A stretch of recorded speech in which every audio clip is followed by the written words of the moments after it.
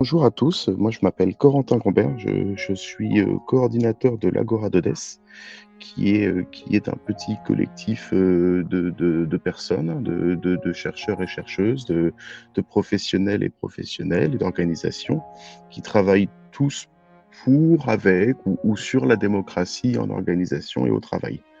Et en fait, ce qu'on s'est rendu compte ces dernières années, hein, ça fait maintenant 2 ans que le collectif existe, c'est que la démocratisation du travail et des organisations, ça parle à tout le monde. C'est sujet de débat, de certaines critiques, de militantisme, parfois d'opposition.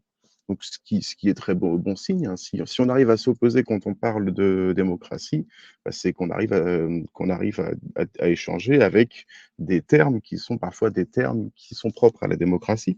Par contre, en se rendant compte que ça parle à tout le monde, on se rend compte aussi que personne ne parle de la même chose. C'est-à-dire que la démocratie en organisation, ça peut être tant ça peut passer tant par le dialogue social que par des structures juridiques, que par des pratiques autogestionnaires.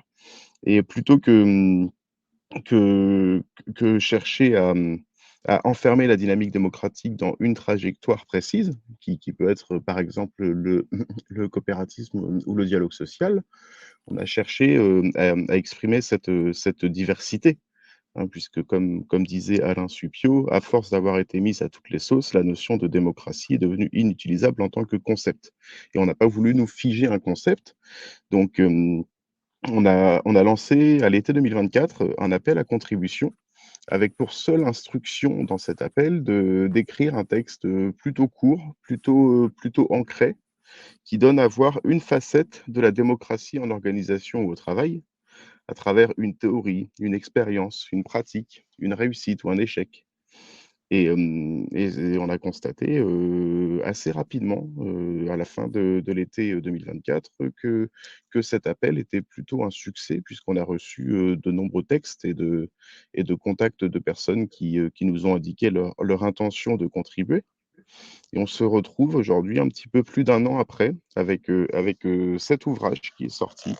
Je l'affiche à la caméra, je ne sais pas si la caméra est assez grande pour que vous le voyez, mais cet ouvrage, Démocratie en action, qui rassemble 50 chapitres écrits à 134 mains, donc 67 contributeurs et contributrices, qui donnent la parole à des chercheurs, à des chefs d'entreprise, à des syndicalistes, à des ouvriers, à des consultants, à des représentants de certaines branches ou certains secteurs.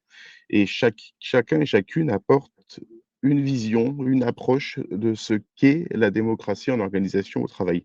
Donc, dans l'ouvrage, on parle ainsi de liens et d'apports réciproques entre l'entreprise et la cité.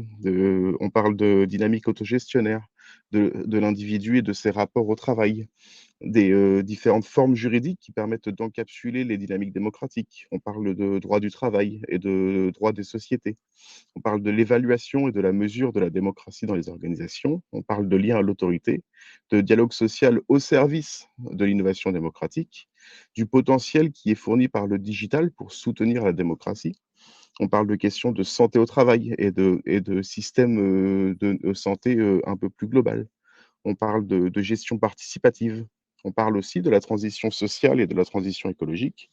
Et le livre contient également, juste quelques témoignages inspirants d'acteurs, de la coopération, par exemple, qui décrivent la naissance et le fonctionnement, de leur organisation. Donc, on a cherché, que ce livre soit avant tout un prétexte pour, amener le débat, pour permettre de donner à voir et de discuter de la démocratie au travail. Et pour qu'il y ait débat, il faut qu'il y ait échange, il faut qu'il y ait transmission. Donc on a proposé, aux différents, auteurs et autrices, contributeurs et contributrices de présenter leur chapitre, durant 1 heure, dans un webinaire et puis de permettre, d'échanger avec, des personnes qui ont lu le chapitre ou des personnes qui ne l'ont pas encore lu. Et donc, Ingrid, qui est ici, va nous présenter son chapitre. Et merci beaucoup Ingrid, puisque tu es la première à plonger dans le bain, comme je dirais. Et je vais te laisser la parole pour présenter ton chapitre qui s'intitule «Le débat de normes comme fondement de la démocratie au travail» et qui est page 125 du livre. Très bien, bah, merci Corentin. Merci pour, cette invitation, merci pour l'organisation de ce webinaire et puis, merci également pour la coordination de cet, ouvrage collectif Démocratie en action. Je remercie, également, toutes celles et ceux qui, me font l'honneur d'assister, à ce webinaire et celles et ceux également qui se connecteront un peu plus tard et qui, visionneront, le replay, de cette séance. Donc je suis, donc Ingrid Remard, je suis, directrice de service de soins, d'aide et d'accompagnement, à domicile. L'association qui m'emploie œuvre dans le secteur de, l'économie sociale et solidaire. Je suis, également docteure en philosophie, formée à la démarche ergologique à l'université d'Aix-Marseille et mes travaux portent sur l'ergomanagement, le travail social et la démocratisation des savoirs sur le travail. Je vais vous présenter le chapitre donc, auquel j'ai contribué, qui s'intitule «Le débat de normes comme fondement de la démocratie au travail». Alors j'ai proposé voilà, un plan en 6 parties. Je vais commencer donc par vous parler donc du problème, de ce qui m'anime aujourd'hui, ce qui m'a animée aussi dans ma recherche, doctorale.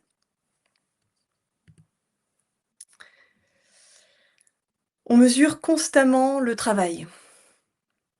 Dans le champ dans lequel j'exerce depuis plusieurs années, on compte, le nombre d'accueils, les délais de traitement des dossiers, le taux de satisfaction, les indicateurs de performance. Mais ce que l'on mesure ne reflète jamais ce qui est vraiment fait. Cela m'a poussée à interroger les modalités d'évaluation. Que valorise-t-on quand on évalue? Quels aspects du travail sont rendus visibles? Lesquels restent dans l'ombre? Et surtout, qui parle du travail? Et à partir de quelle position?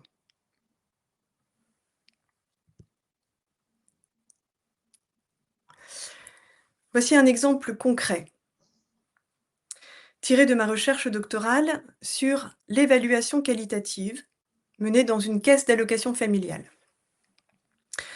Une secrétaire médico-sociale reçoit en moyenne 130 appels téléphoniques par semaine. On mesure ce chiffre. C'est dans le tableau de bord de son manager. Mais voici ce qu'on ne mesure pas. Une allocataire appelle pour une demande d'aide EDF, demande hors critères institutionnels. Mais, en posant quelques questions, la secrétaire découvre qu'elle est enceinte avec un enfant de moins de 3 ans, donc en situation de vulnérabilité caractérisée. Pour faire ce repérage, la secrétaire doit investiguer, questionner, sans être intrusive, en construisant mentalement un canevas de questions qu'elle a rodé au fil des années.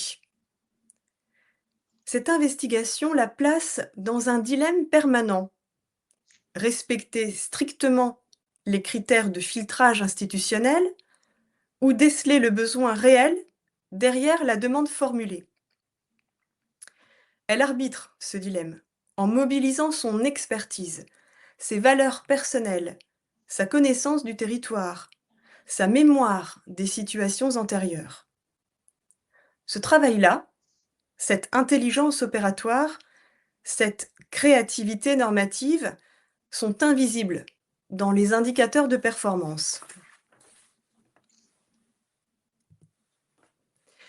Il faut donc aller au plus près des circonstances singulières dans lesquelles se déploie le travail, c'est-à-dire rechercher le point de vue qualitatif. Mais comment faire pour que tout cela devienne visible, pensable, discutable? C'est cette question que je voudrais explorer avec vous aujourd'hui en vous présentant une démarche, la démarche ergologique, démarche philosophique et les groupes de rencontres du travail qui en sont issus.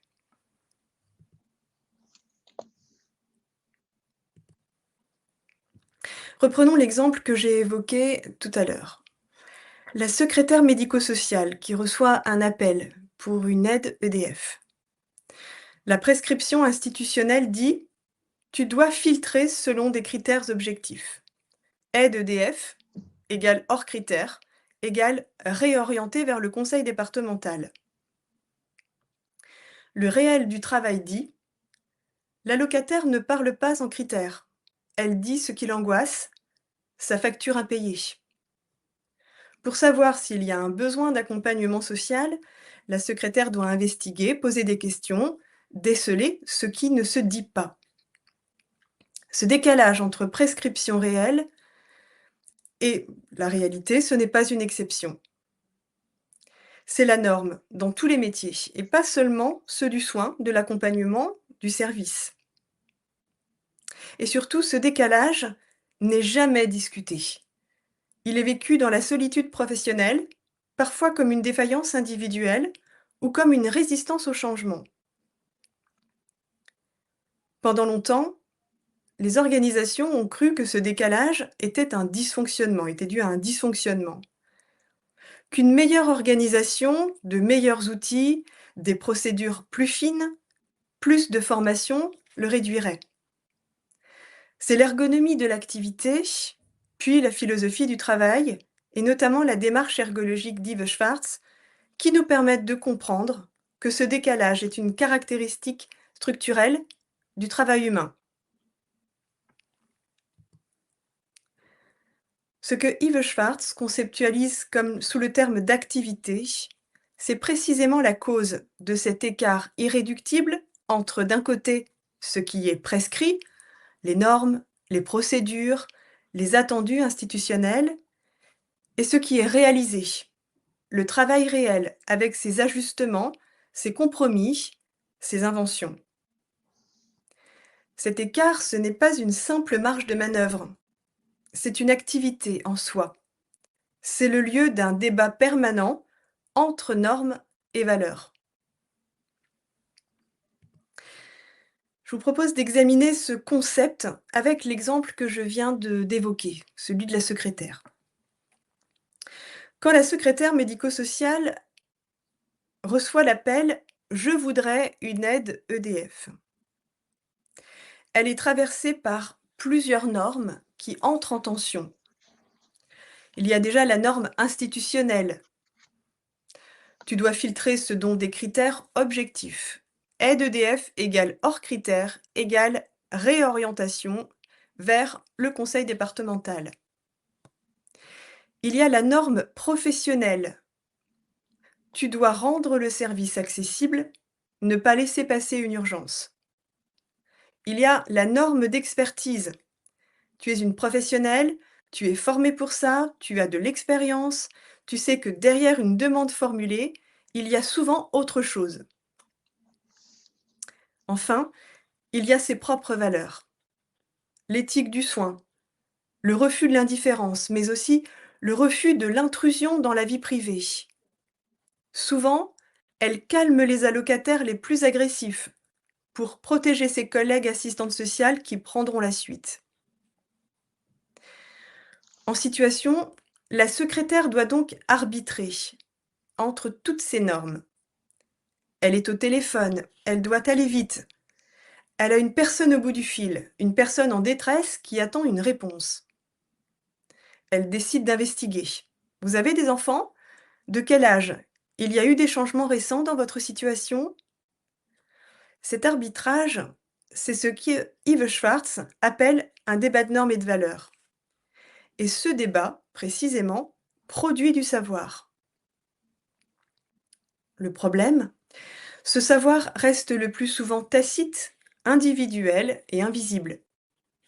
La secrétaire sait comment faire, mais elle ne peut pas toujours expliciter pourquoi elle fait ainsi. Et surtout, ce savoir n'est jamais mis en dialogue avec les savoirs théoriques, organisationnels, réglementaires.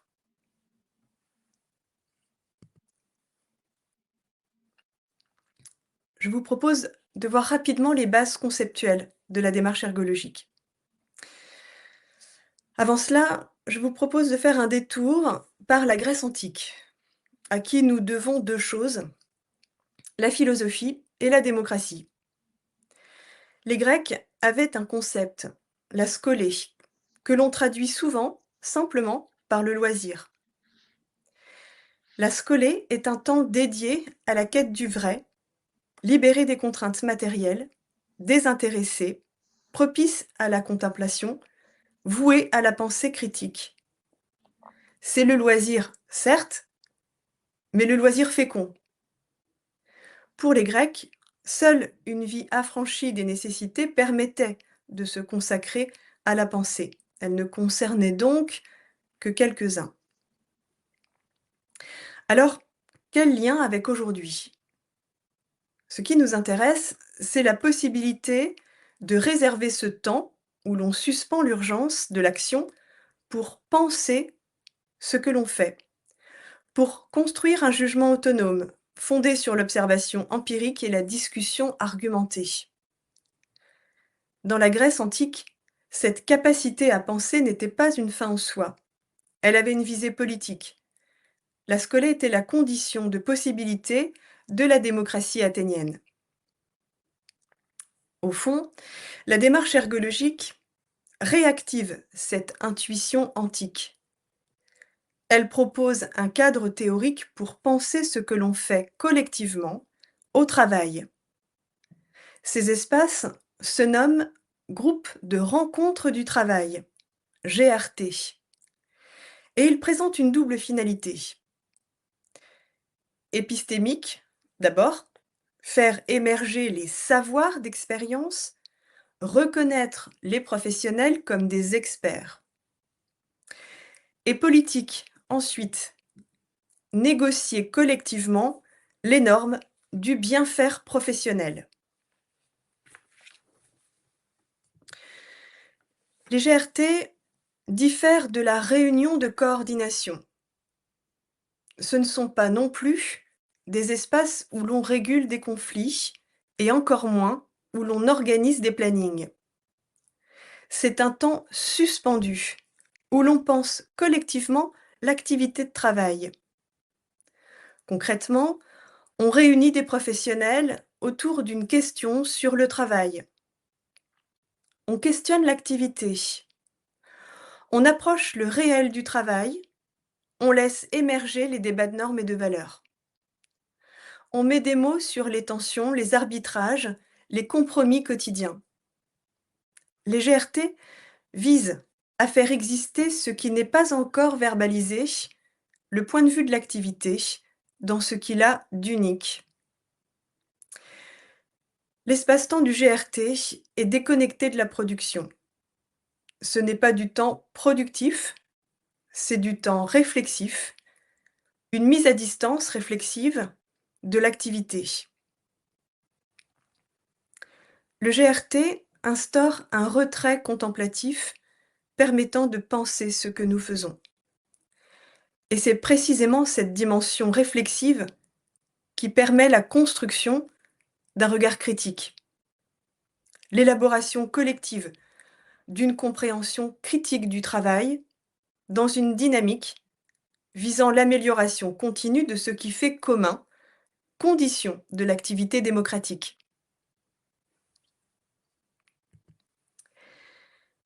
Les GRT s'appuient conceptuellement sur un dispositif théorisé par Yves Schwartz qui permet d'organiser le dialogue des savoirs.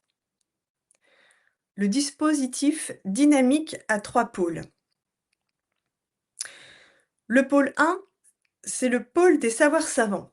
Ce sont des savoirs académiques, des règles techniques, des procédures de l'organisation. Dans notre exemple, les critères de vulnérabilité définis par l'institution, les obligations réglementaires, la logique gestionnaire du flux d'accueil. Dans le pôle 2, les savoirs non savants ou savoirs investis. Ce sont les savoirs issus de la pratique quotidienne, de l'adaptation aux situations singulières. Dans notre exemple, le canevas de questions construit par les secrétaires, leur capacité à déceler le non-dit, leur connaissance fine du territoire et des partenaires. Le pôle 3, c'est le pôle éthique et épistémique. C'est le lieu du dialogue lui-même, où l'on accepte que personne ne détient seul la vérité et où l'on construit ensemble une compréhension commune du travail réel. C'est le pôle des inconforts intellectuels. L'inconfort intellectuel partagé, c'est ce qui permet que le dialogue ne soit pas une simple juxtaposition de points de vue, ni une opposition stérile entre ceux qui pensent et ceux qui font. C'est l'acceptation par tous les participants au dispositif que leur savoir est partiel, personne ne détient à lui seul la compréhension du réel, révisable, ce que je crois savoir peut être discuté, enrichi, contredit, et situé dans l'ici et le maintenant. Les savoirs sont différents, mais aucun n'est supérieur à l'autre a priori. C'est la confrontation dialectique qui permet d'approcher le réel, d'une part, et d'envisager le monde commun à construire, d'autre part. À la CAF, des GRT ont été constitués.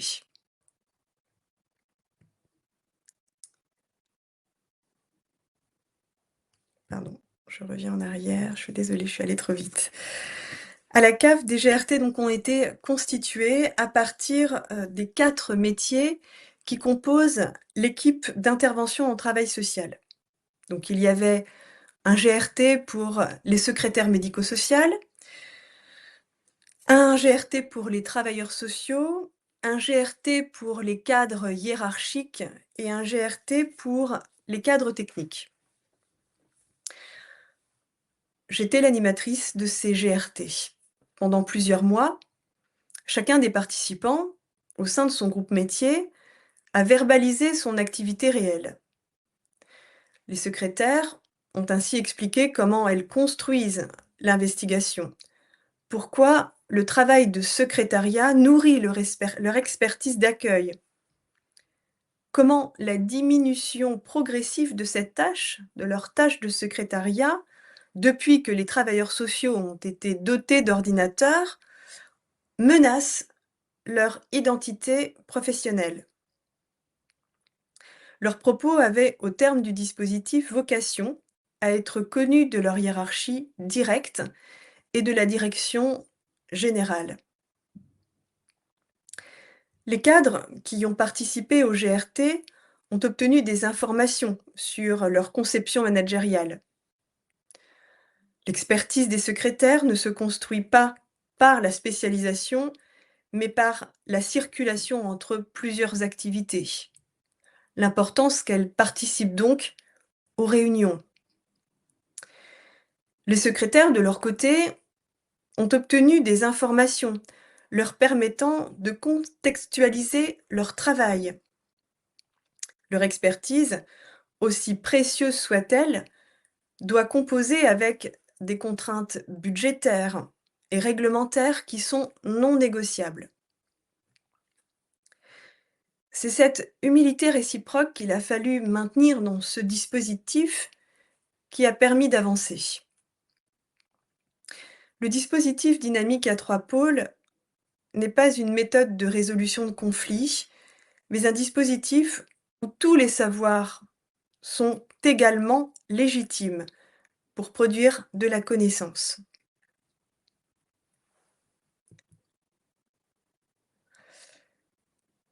La question que je voudrais maintenant aborder est celle-ci.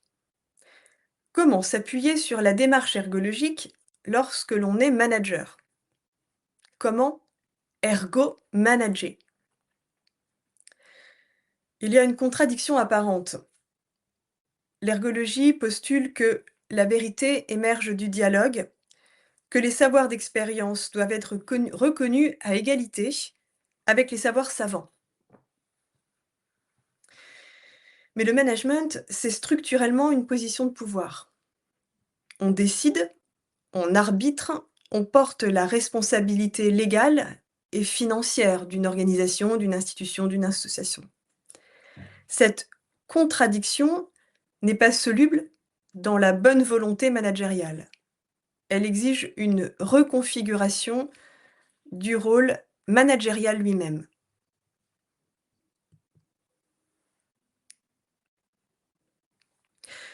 Le management traditionnel repose sur une prétention, celle de détenir une vue d'ensemble, une compréhension globale qui légitime la décision unilatérale. L'ergologie nous invite à penser le management autrement, non pas comme une position de surplomb, mais comme un rôle d'ensemblier. Un ensemblier, c'est celui qui fait tenir ensemble des logiques hétérogènes. Il crée les conditions pour que chacun puisse apporter son expertise et il compose avec l'ensemble. Manager dans une perspective ergologique, c'est faire tenir ensemble les exigences institutionnelles, budget, réglementation, objectifs, les savoirs professionnels, ce que les gens savent faire, comment ils le font réellement, les valeurs éthiques, ce qui fait sens, ce qui est acceptable ou non, et la réalité des contraintes temporelles, matérielles, humaines, financières. Cela ne supprime pas la symétrie de pouvoir.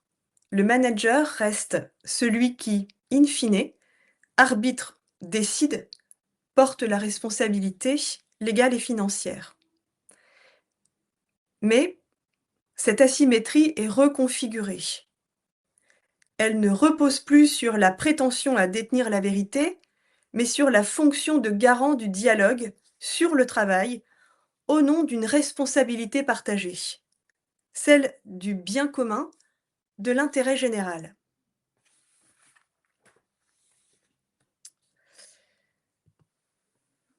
Laissez-moi vous raconter ce qui se passe actuellement dans l'un des services que je gère.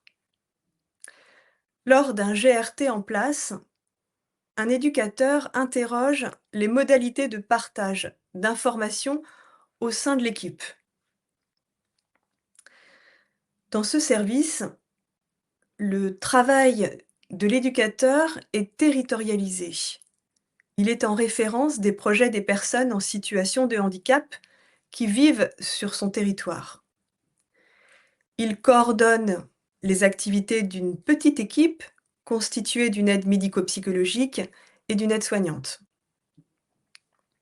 Ce qui émerge de ce GRT, l'éducateur dit « Aujourd'hui, les aides-soignants et les AMP n'écrivent pas ce qu'ils font ou de manière très succincte. Par exemple, ils écrivent « Aujourd'hui, nous sommes allés à la piscine ». Si cela me renseigne sur ce qui est fait, je n'ai pas d'informations sur comment l'activité s'est déroulée. Est-ce que la personne s'est baignée ou est-ce qu'elle est restée assise au bord du bassin? Est-ce qu'elle s'est changée toute seule? Est-ce que c'est elle qui a préparé son sac de piscine? Sans ces informations, je ne peux pas rebondir, rectifier, réfléchir à une alternative et pour finir, coordonner les activités. Ces pairs valident ces questionnements et les difficultés énoncées.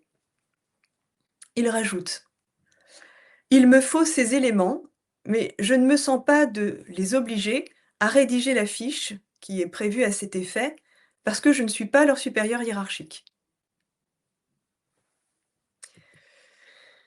Les chefs de service et moi-même assistons à cette réunion, à ce GRT. 2 options se sont alors présentées à nous. Soit on opte pour une décision autoritaire, nous allons recadrer les aides médico-psychologiques et les aides-soignants et leur signifier que la transmission des informations de la journée est obligatoire et qu'ils doivent compléter la fiche qui est prévue.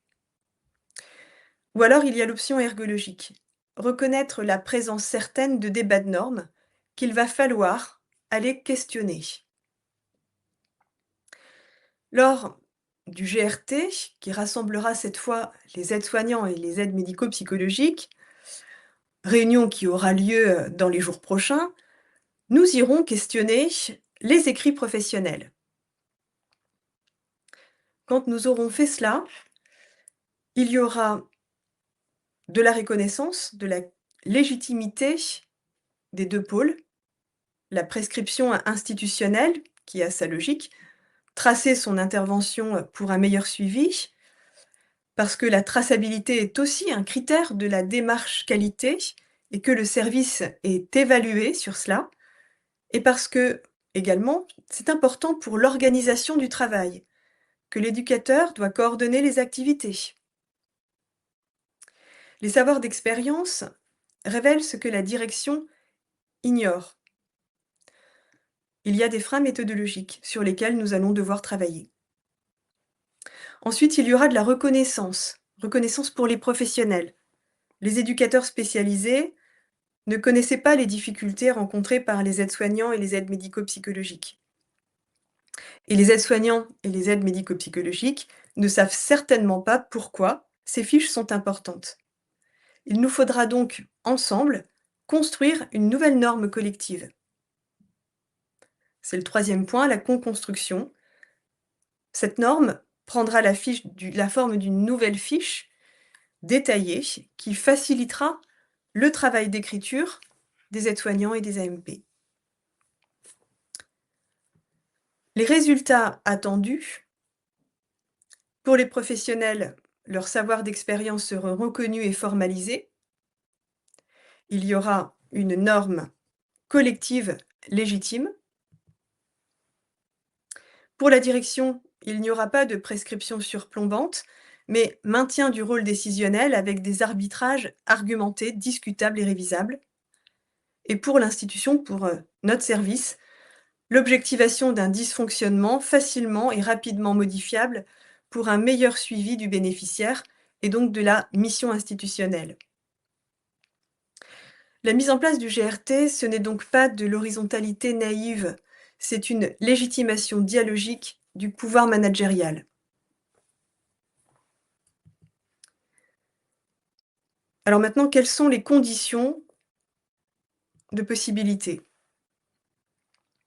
Il y a 4 exigences à respecter pour qu'un dialogue égalitaire soit possible. Je voudrais les expliciter parce que ce sont des conditions de possibilité sur lesquelles on ne peut pas, tergiverser. Tout d'abord, il y a un objet commun. C'est la première exigence. Il faut quelque chose qui rassemble. Il faut un sujet, qui rassemble les participants. Cet objet dans l'ergologie, c'est toujours le travail. Ce n'est pas mon pouvoir contre vos revendications, ce n'est pas mes objectifs contre vos contraintes, mais comment fait-on tous ensemble pour que le travail, au final, soit de qualité? Comment on fait tous ensemble pour y arriver, pour rendre le service que l'on doit donner à notre bénéficiaire? Cet objet transcende les positions. Il permet que chacun puisse contribuer sans défendre son précaré. Le travail devient un bien commun à construire ensemble. La 2e exigence, c'est la confiance. Il faut de la confiance. Et là, je dois être honnête, c'est la plus difficile à construire, surtout quand il y a une asymétrie de pouvoir. La confiance ne se décrète pas, elle se construit dans le temps. Et elle exige de la transparence, dire clairement ce qui peut être négocié et ce qui ne peut pas l'être, ce qui implique aussi que les règles, les normes antécédentes soient claires, connues et partagées par tous. Il faut de la cohérence également. Si on s'engage à quelque chose dans un GRT, il faut s'y tenir. Et enfin, de la traçabilité. Documenter les décisions qui sont prises, les arguments, les points de désaccord. Il faut que chaque participant se sente reconnu comme sujet capable de penser son travail. La 3e exigence, c'est l'articulation micro-macro. Un problème qui semble techniques et locales révèlent toujours des logiques plus macro. Dans notre exemple, l'exigence de traçabilité, qui répond aux recommandations de la haute autorité de santé, et puis l'évaluation externe auquel est soumis le service tous les 5 ans, et qui se réalise suivant des critères déterminés. Le GRT permet de faire le lien entre le geste quotidien et les enjeux de société. Et inversement, les problèmes politiques se manifestent toujours dans les détails du travail quotidien. Enfin, la 4e exigence, c'est l'humilité. Et il faut une humilité à tous les niveaux. Cela signifie que chacun reconnaît que son savoir est limité, révisable et situé. Pour les professionnels, c'est accepter que leur expertise de terrain, aussi précieuse soit-elle, doit composer avec des contraintes institutionnelles qu'ils ne maîtrisent pas forcément. Pour le manager, c'est accepter publiquement de ne pas savoir, de se tromper et d'apprendre. Ceci n'est pas simple parce que l'autorité managériale repose traditionnellement sur la prétention à détenir la bonne décision. L'humilité épistémique, c'est renoncer à cette prétention. Non pas pour abdiquer, non par faiblesse, mais pour refonder la légitimité du pouvoir managérial sur autre chose, sur la capacité à organiser le dialogue, à garantir les conditions du débat, à assumer les arbitrages argumentés. L'humilité admet la réciprocité dans l'objectif de promouvoir le bien vivre ensemble et le bien commun.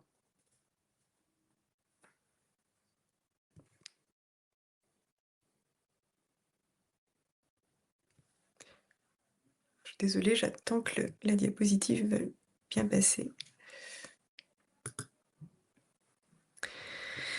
C'est cette humilité réciproque qui empêche que les GRT deviennent un outil de manipulation.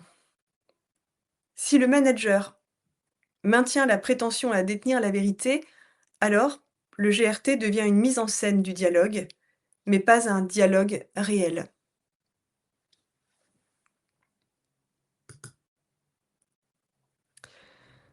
Je ne voudrais pas terminer sans aborder les possibles objections et les limites de cette démarche. La première objection, ce serait de dire c'est utopique dans un contexte de marché. Alors c'est vrai, j'ai testé les GRT uniquement dans le champ de l'économie sociale et solidaire, dans des structures associatives, avec une culture militante.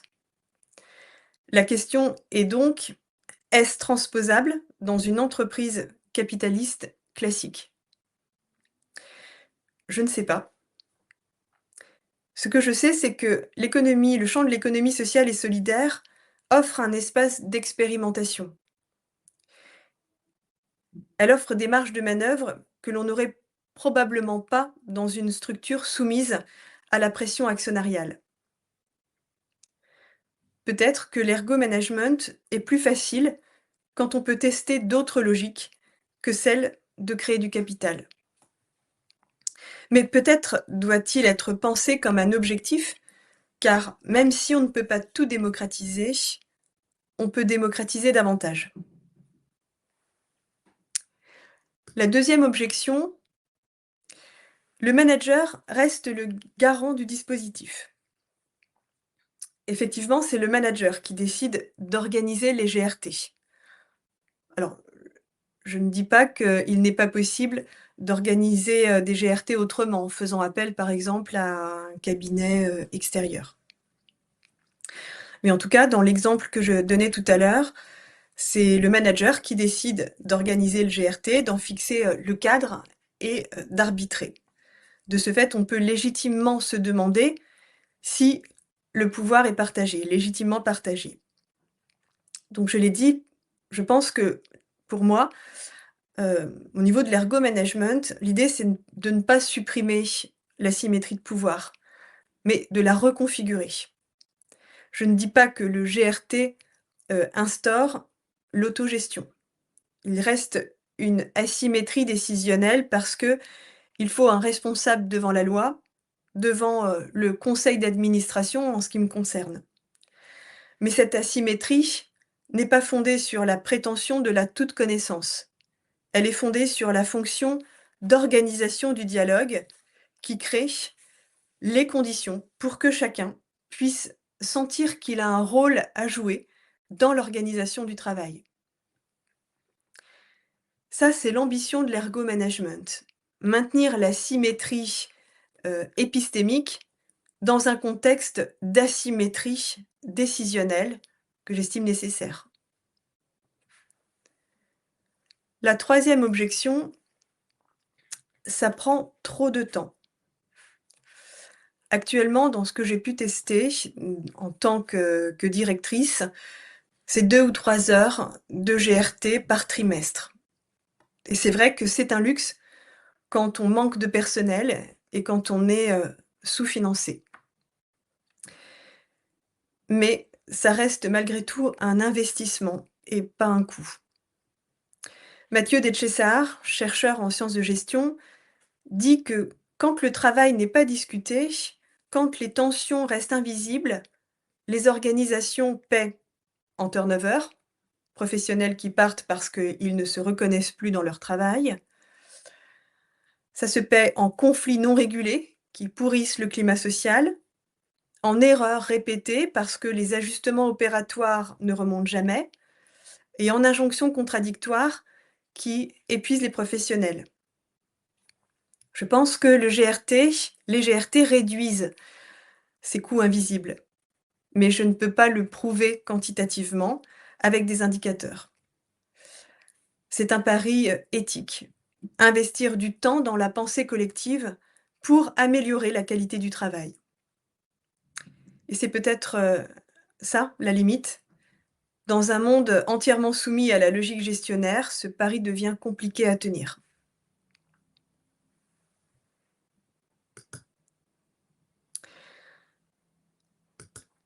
Pour conclure, la démocratie au travail n'est pas un régime institutionnel à installer. C'est une pratique à cultiver. Employer seul le terme démocratie au travail crée des attentes que l'ergo-management ne peut pas satisfaire. Pourquoi? Parce que ce n'est pas une démocratie décisionnelle. Les salariés ne décident pas. C'est une démocratie de la connaissance. Il s'agit de coproduire des savoirs sur le travail. Il coexiste donc une symétrie épistémique et une asymétrie décisionnelle. Et l'ergo-management, c'est précisément le fait d'articuler ces deux plans. Il s'agit de démocratiser la reconnaissance de la commensurabilité épistémique, c'est-à-dire, via les GRT, créer les conditions structurelles pour que la commensurabilité des savoirs devienne réelle. C'est rendre accessible le droit et la capacité pour chacun, quelle que soit sa place dans l'organigramme, de dire ce qu'est véritablement le travail, comment il se fait réellement, et que cette parole soit reconnue comme légitime. L'ergo-management n'est pas une méthode managériale parmi d'autres. Il relève d'une discipline philosophique. Cette discipline exige ce que la démocratie a toujours exigé, du temps, la scolée, ce temps suspendu pour penser, de l'humilité, reconnaître que nul ne détient la vérité à lui seul, et la conviction que la compréhension du travail réel ne peut naître que de la confrontation des savoirs. Même si on ne peut pas tout démocratiser, même si les contraintes sont écrasantes, On peut toujours créer des espaces, même minuscules, où le travail devient pensable et discutable. Renoncer à cette exigence, c'est accepter que le travail ne soit qu'exécution. C'est renoncer à ce qui fait l'humanité au travail, c'est-à-dire la capacité à transformer, à créer, à donner du sens. La démocratie au travail n'est pas un idéal à atteindre, c'est une pratique quotidienne à maintenir vivante. C'est difficile, c'est inconfortable, c'est toujours inachevé, mais je crois que c'est une des voies essentielles pour que le travail reste humain. Voilà, je vous remercie pour votre attention. Merci beaucoup, Ingrid. On va prendre maintenant les questions dans le chat. Je vois que plusieurs personnes sont en train de nous écrire.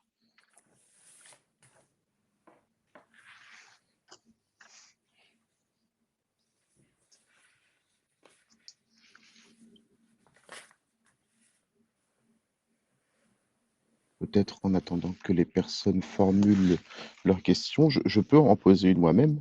Je me demande si la figure de l'expert, si elle est nécessaire dans la démarche ergologique et si le manager doit être obligatoirement ergo-manager et formé à cela, ou si, parce que j'imagine qu'un manager mal formé sur l'ergologie peut être plutôt désastreux dans un groupe de rencontres sur le travail. Alors, à ta première question sur la figure de l'expert dans la démarche ergologique, chacun est expert en fait de son travail et c'est ce qui permet d'avoir un dialogue et de faire dialoguer différents points de vue, différentes positions sur le travail. Moi, je suis pas experte, par exemple, du travail de l'éducateur, parce que je le connais pas. Par contre, je suis experte dans le domaine qui est le mien. Et inversement, l'éducateur, il est expert de son travail. C'est lui qui quotidiennement accompagne des bénéficiaires, mais il n'est pas expert de ce que je fais moi, de la thématique qui m'est propre.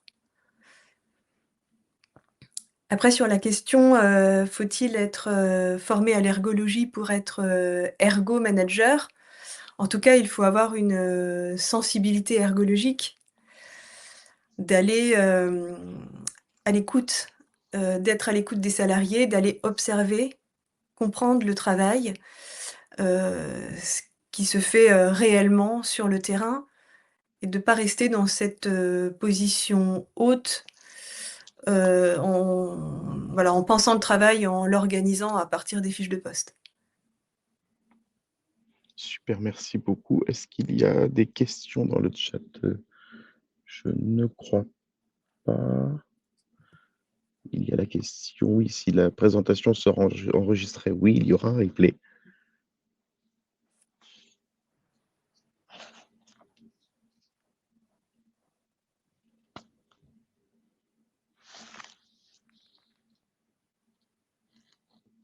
Ah, et voilà, on a une question. Ma question est de savoir comment faire les DDN, comment dépasser une possible asymétrie entre ceux qui ont l'habitude de parler et d'autres moins.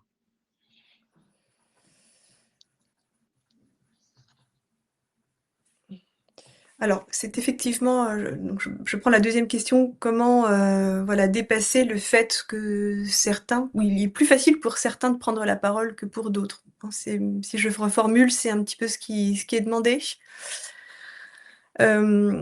Alors c'est une, voilà, c'est une très bonne question, c'est une réalité. Il y a des personnes qui n'ont pas l'habitude de s'exprimer devant d'autres. Il y a des personnes qui, voilà, n'ont pas l'habitude de, voilà, de parler de leur travail. C'est déjà très, très compliqué pour, n'importe lequel d'entre nous de parler concrètement de ce qu'il fait au travail. Donc on a des petits outils facilitateurs. On a, par exemple, on peut faire une chronique d'activité, on peut, proposer de faire, des vidéos, de prendre des photos aussi. Prendre une photo de son travail, de ce qui se passe dans son travail et puis ensuite on peut parler dessus et essayer de l'analyser, ensemble. Il y a des petits outils qui sont à la disposition, de l'animateur Voilà, on peut faire, la méthode du sosie aussi, qui a été créée par, Eva Rodon. On peut faire l'auto-confrontation, croisée, simple croisée, proposée par, Yves Clos. Voilà, on a plusieurs outils qui nous permettent de faire en sorte que les personnes puissent s'exprimer avec facilité.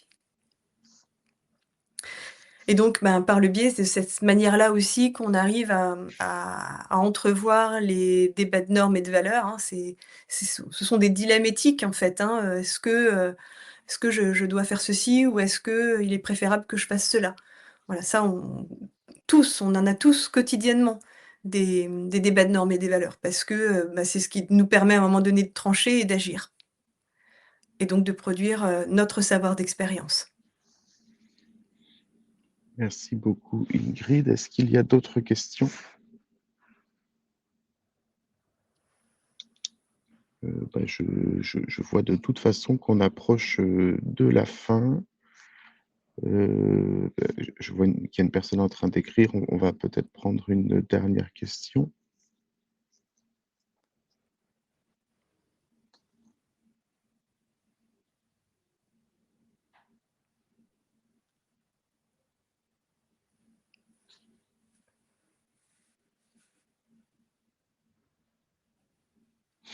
À chaque GRT, il y a un document qui retrace le savoir de la séance? Point d'interrogation. Oui, c'est mieux. Il y a un document, donc quand j'ai réalisé mon travail de recherche, bon, c'était dans le cadre d'une recherche doctorale, donc avec, voilà, une demande de précision, mais je retranscrivais systématiquement tout ce qui était dit. Et je le faisais valider à la séance suivante par les membres, du groupe. Là, aujourd'hui, dans ceux que j'anime, il y a une prise de notes, effectivement, et cette prise de notes est partagée aussi entre tous les participants. Ils ont accès au compte rendu. Tout à fait. Merci beaucoup, Ingrid. Bah, je vous propose peut-être de clore déjà en remerciant Ingrid et bravo, c'était très très clair, très très intéressant. Je pense que dans le chat, les personnes sont unanimes sur les apports et ayant relu le chapitre juste avant la présentation, je trouve que ça se complète assez bien. Donc, je vous conseille à toutes et tous d'aller lire le chapitre également. Par rapport au webinaire, je voulais vous dire que, en fait, Ingrid n'est pas le premier. Il y en a eu un la semaine dernière sur l'intégration des personnes en situation de handicap dans la gouvernance. Et les prochains webinaires sur le même format, il y aura Christian Oyarbide le 9 qui va nous parler de mutualisme. Il y aura Roger Davio le 10 qui nous parlera d'action de travail et de SAPO, et Christian Guibert le 16 décembre qui nous parlera des enjeux contemporains du travail. Donc un grand merci à toi Ingrid, un grand merci à tout le monde de présent pour votre présence et je vous souhaite un très très bon week-end. Merci Corentin. Merci à toutes et à tous.